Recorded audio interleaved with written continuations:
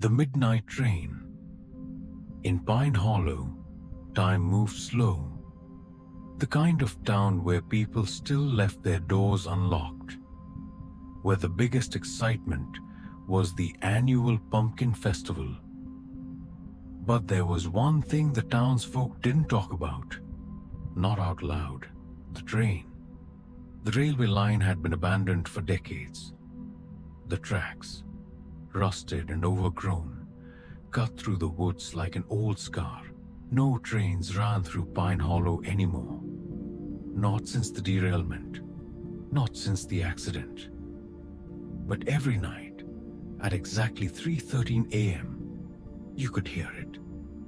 The whistle, shrill and lonely, slicing through the quiet. The rumble of wheels on iron. A phantom sound in an empty town. Most people ignored it. They shut their windows, locked their doors, and refused to listen. But Lily wanted to know the truth. She had heard the stories since she was a child.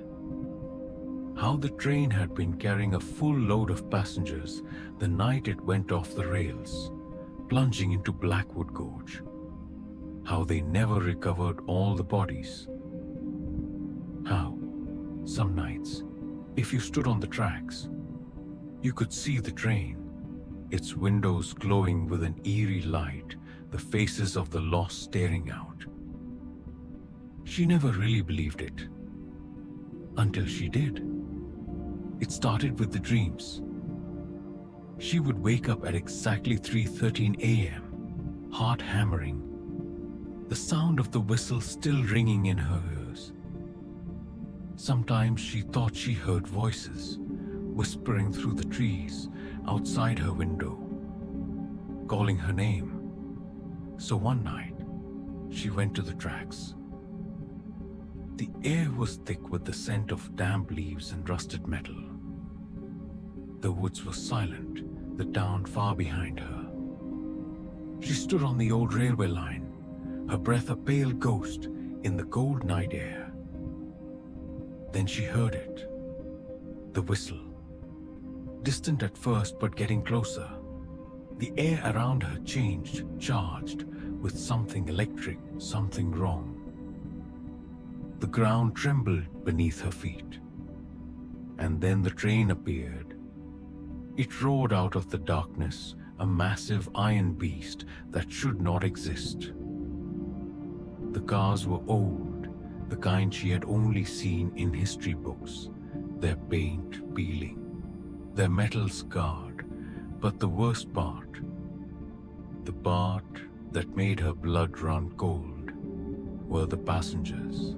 They were backed against the windows, their faces pale and hollow, their mouths open in silent screams, their hands pressed against the glass, reaching desperate, their eyes locked onto hers, pleading.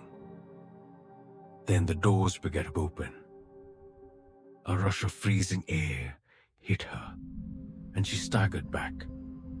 The voices surrounded her now, louder, overlapping, crying out for help.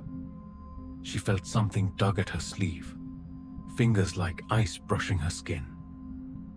The train wasn't just passing through, it was stopping for her. Lily turned and ran. The wind howled, the shriek of the whistle nearly bursting her eardrums. The headlights burned against her back, shadows stretching long and twisted across the tracks. And then, silence. She spun around. The train was gone. Only the empty tracks remained, rusted and lifeless beneath the moonlight. But she wasn't alone. Something had changed. The air felt different. And when she looked down at her arm, where she had felt the icy fingers, she saw the mark, dark and bruised, like the imprint of a desperate hand. The next night she woke again at 3:13 a.m. And this time, the train wasn't just passing through. It was coming back for her. The thing in the walls. The Watson family moved into the old Victorian house on a chilly October afternoon. The sky bruised with storm clouds. It was the kind of house that had a presence, looming over the yard with its gabled roof and peeling shutters. The real estate agent called it historic. The neighbors called it cursed. But the Watsons got it for a steal, and that was all that mattered. At first, the house was just noisy. Wood creaked when no one was stepping on it. Pipes groaned like a wounded animal. At night, the wind rattled the windows, whispering through unseen cracks. Settling, Mr. Watson said. Old houses do that. Jake wasn't so sure. From the moment they moved in, he felt something watching him. It wasn't the usual unease of a new house. It was deeper, like standing in a room where someone had just been, their warmth still in the air. He kept hearing things, soft voices beneath the noise, murmuring behind the walls. At first, he thought it was his imagination. Then one night, as he lay in bed, the whispers became words. "Help us." Jake sat up, his heart hammering. The voice was faint, distant, but unmistakable. He pressed his ear to the wall. Nothing, just the hush of an old house breathing. The next morning, he told his parents. "It's just an old house settling," his father said again. "You're letting your imagination run wild." But the voice didn't go away. It got clearer, louder. Jake started listening, following the sound from room to room. It always came from behind the walls, moving like something pacing just out of sight. One night, he knocked against the plaster. There was a hollow sound. Something was back there. His obsession grew. He researched the house, digging through old newspaper archives at the library. The house had been owned by a man named Elias Grady in the 1920s, a wealthy recluse who vanished without a trace. Neighbors spoke of strange happenings, sounds in the night, figures glimpsed in the windows when the house was supposed to be empty. After Grady disappeared, no one lived there for long. Jake decided he had to know. He took a hammer from the garage and waited until his parents were asleep. Then he started chipping away at the wall where the voices were strongest. The plaster cracked, crumbling into dust. Behind it, bricks, old, crumbling bricks. He kept going, sweat pouring down his back. Then the hammer punched through into empty space. A rush of cold air hit him, smelling of damp earth and something rotten. He pulled away more bricks, revealing a dark hole. A hidden room, bricked up and forgotten. And inside, something moved. Jake gasped, stumbling back. A shape uncoiled from the darkness, long fingers scraping against the wall.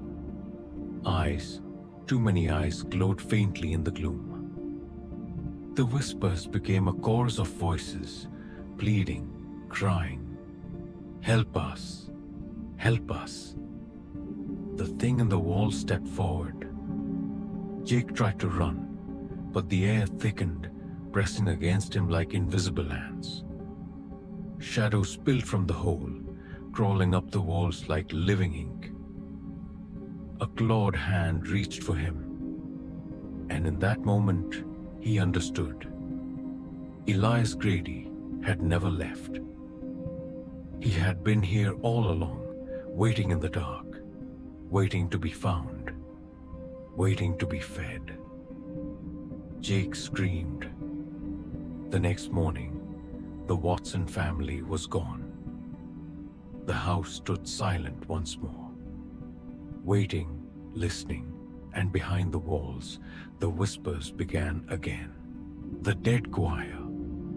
The first time the choir sang, the dead woke up. It had been a year since the accident.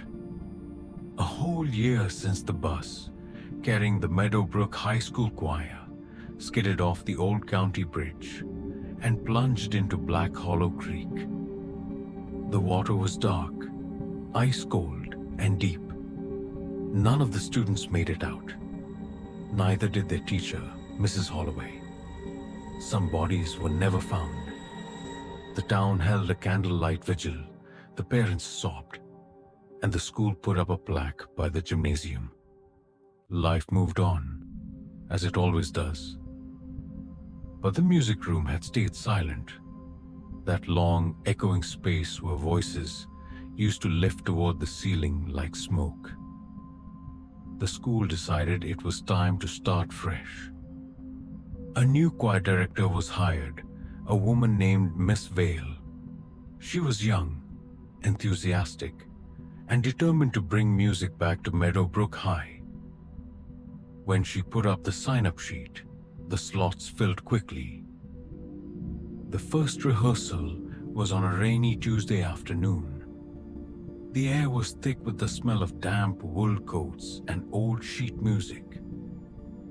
The piano in the corner was slightly out of tune, but that didn't stop Miss Vale from playing the opening notes of an old folk song.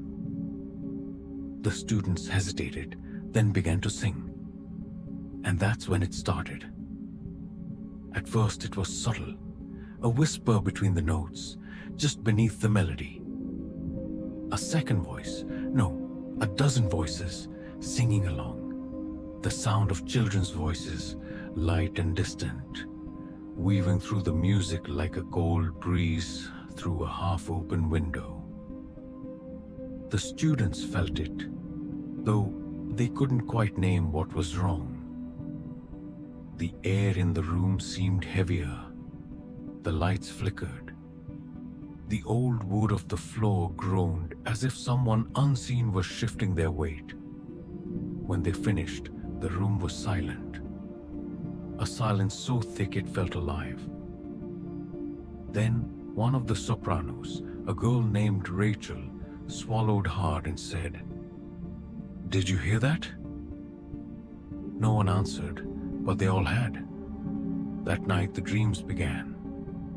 Dark water, the feeling of sinking, the weight of unseen hands dragging them down, fingers wrapping around their ankles, cold breath against their ears. Some of the students woke up gasping, their sheets soaked with sweat. Others swore they heard singing just outside their windows, thin and wobbling, like voices carried across a lake. But they kept singing, because that's what you do, isn't it? You push through. You convince yourself it's nothing, just nerves or imagination. Miss Vale didn't notice anything strange. If she did, she didn't let on. So the rehearsals continued, and the voices grew stronger. By the third practice, it wasn't just whispers in the music. The choir members started seeing things. Faces reflected in the black sheen of the piano, staring from behind their shoulders. Shadows gathering in the corners of the music room, too thick, too still. The temperature dropped every time they sang, their breath misting in the air, even though the heat was on. Then Rachel died. She didn't come to rehearsal that afternoon. The next morning, they found her in her bed, her mouth open as if mid-song, her lips pale blue. No signs of struggle, no cause of death, just gone. That's when they realized the truth. The songs they were singing weren't just songs. They were messages, warnings, prophecies.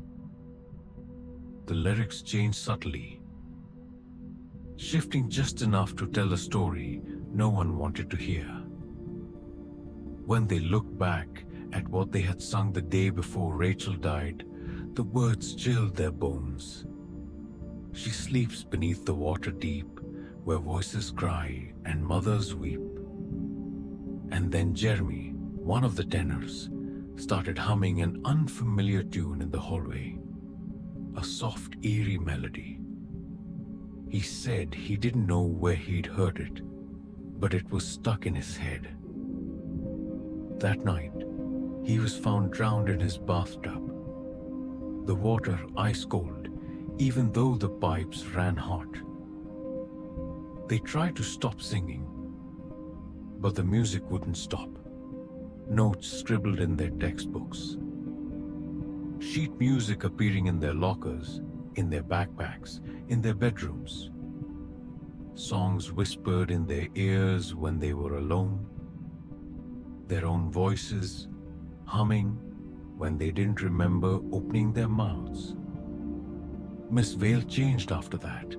She started looking hollow, dark circles under her eyes, her hands trembling when she played the piano.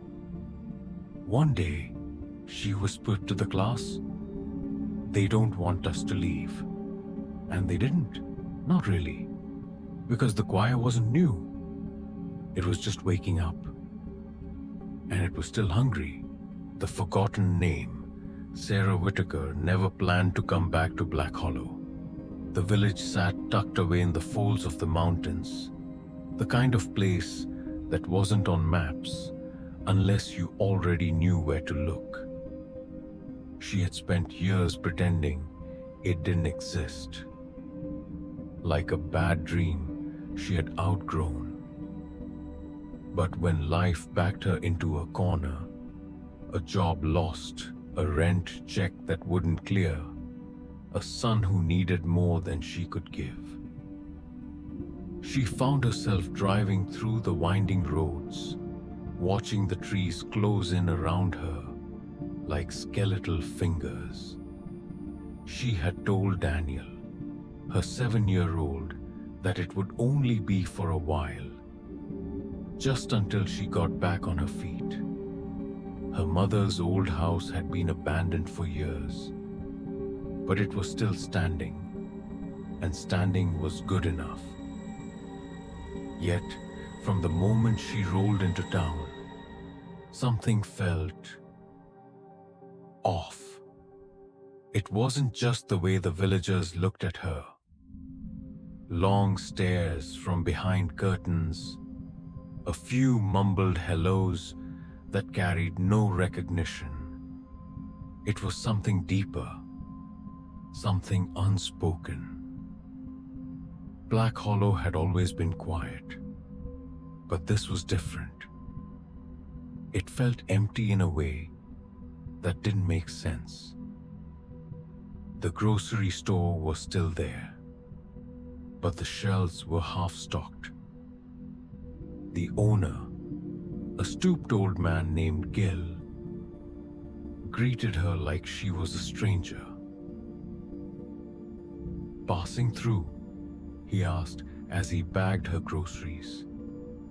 "No," she said, "I grew up here. My parents were the Whitakers." Gil's expression didn't change. He nodded, but it was the kind of nod you gave when you wanted someone to move along. Sarah let it go. Maybe time had just moved on without her. But then Daniel started having nightmares. "They whisper to me," he said one morning over cereal. Sarah frowned. "Who does?" Daniel just shrugged. "I don't know. They don't have faces." She chalked it up to stress, to the move, to a kid's overactive imagination, until she walked into town one afternoon and asked a woman on the street for directions. She was older, dressed in a faded blue coat, a knit scarf wrapped tight around her neck. "Excuse me," Sarah said. Do you remember the Whitakers?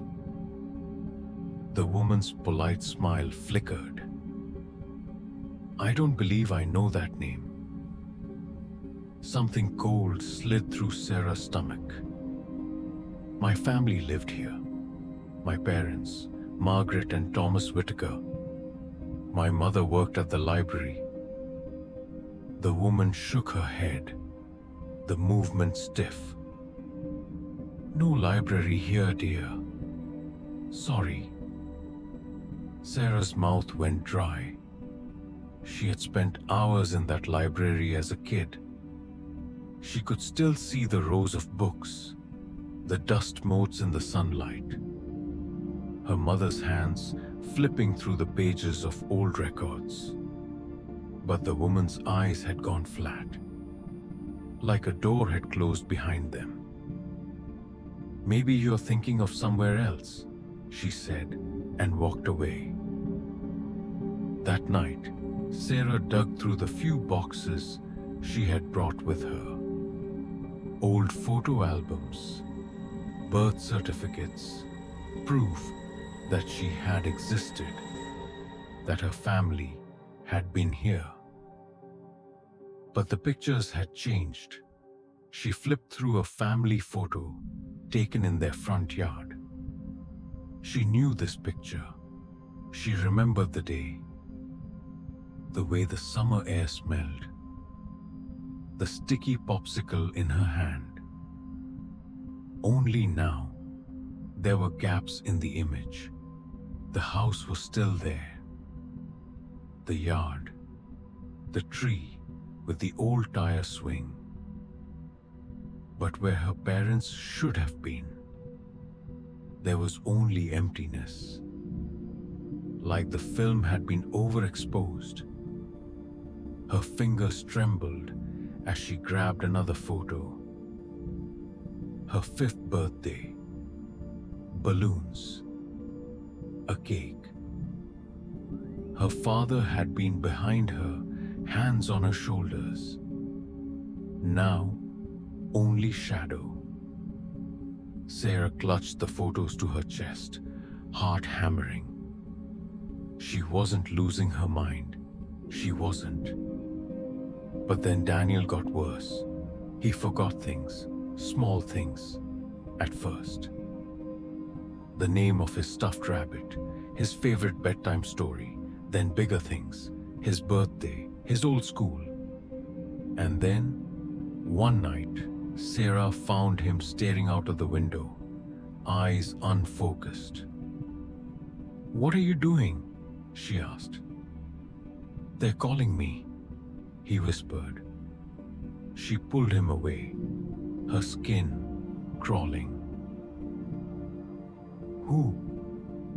"Them." She followed his gaze into the night. The trees swayed in the wind, and for a moment, she swore she saw figures moving in the darkness, their shapes shifting, dissolving. The next morning, she went back to town, determined to find answers. But the grocery store was gone. Not boarded up, not abandoned, gone. The street where it had been was empty, like nothing had ever been built there. She turned in circles, heart pounding. No, no, this wasn't possible. She ran to the church, to the school. Empty lots. No footprints, no memories. It was then she realized Black Hollow wasn't just forgetting her. It was erasing itself. And Daniel was next. That night, she made a choice. She packed a bag. She grabbed in Daniel half asleep and carried him to the car. She didn't look back as she drove down the road, speeding toward anywhere but here. And for a while, it worked. They found a new town, a place with bright lights, with people who didn't stare through her like she was a ghost.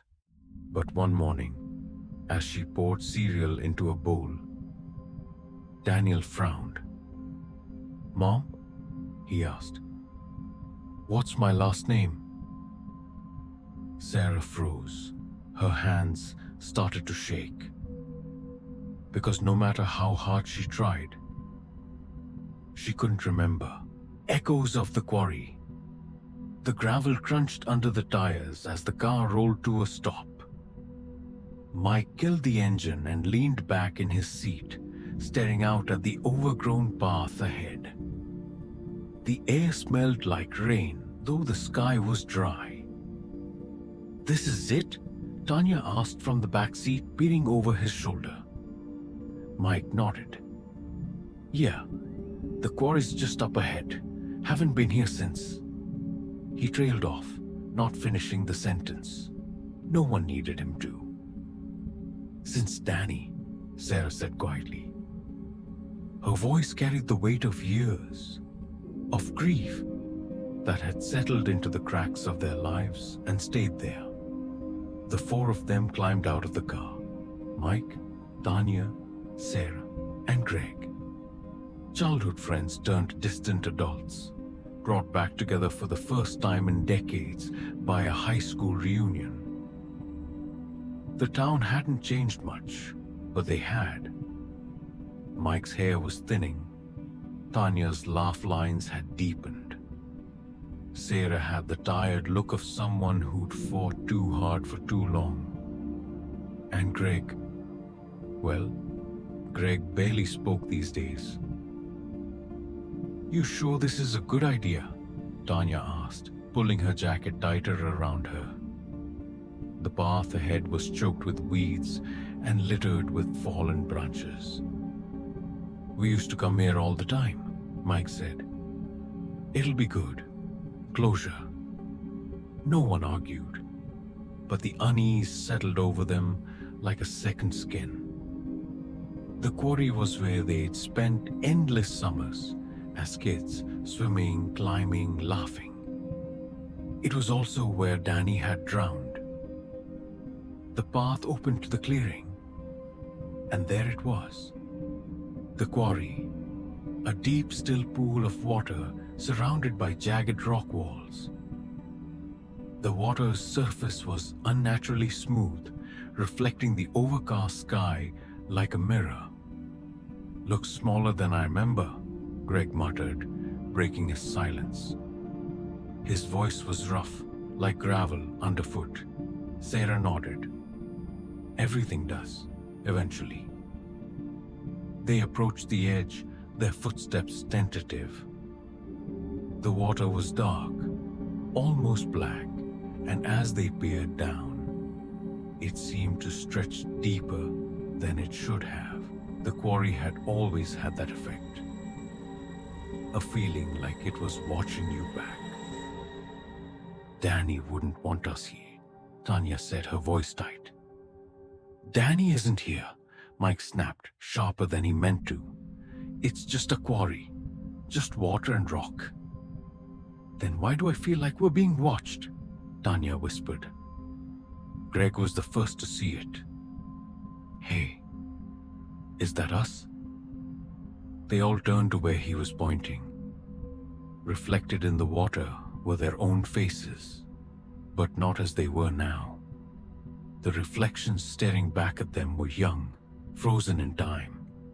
The kids they used to be. Mike's baseball cap, Tanya's braided hair, Sarah's oversized glasses, Greg's scrawny arms. "What the hell?" Mike whispered. The reflections moved, but not in sync. They smiled, waved. Little Tanya pointed at Big Tanya and giggled silently. Little Greg beckoned, his expression unreadable. "This isn't real," Sarah said, backing away. "It's some kind of trick." The water rippled, though there was no wind. The ripples spread outward, and as they did, the reflections began to change. Their smiles twisted into something darker. The faces stared up at them with hollow eyes, their mouths stretching unnaturally wide. "They're not us anymore," Tanya said, her voice barely above a whisper. "No," Greg said. "They never were." A sound broke the silence. A splash, faint but distinct. They all turned to see ripples spreading from the center of the quarry.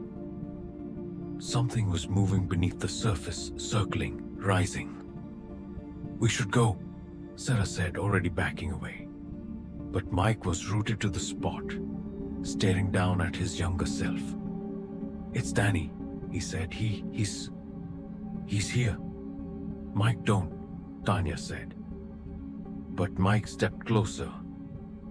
The younger Mike, in the water, reached up, his hand breaking the surface, palm open.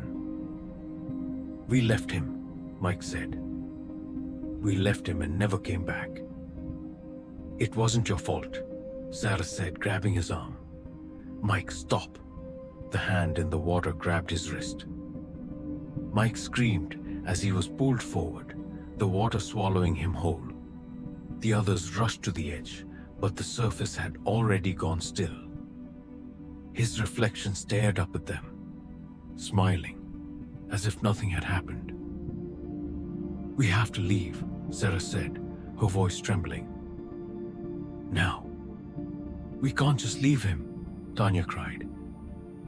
"He's gone," Greg said, his tone hollow. "And if we stay, we'll be next." The water began to ripple again, the reflections multiplying. Dozens of faces now stared up at them, some familiar, others distorted beyond recognition. Hands reached out, breaking the surface, grasping for them. They ran, the sound of splashing and laughter chasing them all the way back to the car. They didn't stop driving until they were miles away. No one spoke. The reunion was over, and the past they tried to bury had risen to meet them. Back at the quarry, the water settled once more. The reflections faded, but one remained. Little Danny, smiling, waiting for his friends to come back and play.